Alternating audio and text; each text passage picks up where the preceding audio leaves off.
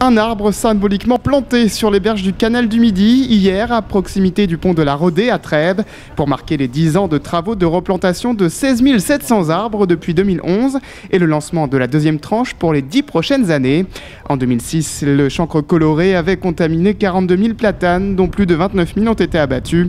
Pour éviter de nouvelles contaminations, Voies navigables de France, le maître d'œuvre du projet, a choisi de nouvelles essences d'arbres à replanter avec un cahier des charges bien précis. Une charte paysagère a été constituée pour arriver à ordonnancer des différentes séquences de plantation tout au long du canal du Midi.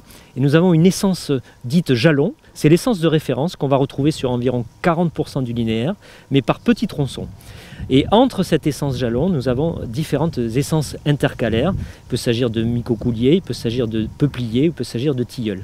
L'ensemble de ces essences a été choisi pour ses caractéristiques de résistance, à la fois par rapport à la nature des sols, à la fois par rapport à l'hygrométrie, à la fois par rapport à la présence de l'eau à proximité du canal, et puis surtout par rapport aux effets futurs du réchauffement du climat, et donc sont de nature à pouvoir offrir la meilleure résilience possible pour la voûte arborée, la future voûte arborée du canal du Midi. L'État, la région, le département, mais aussi les particuliers, via un appel au mécénat, ont permis de financer la restauration de cette voûte arborée pour un coût global à terme de 220 millions d'euros.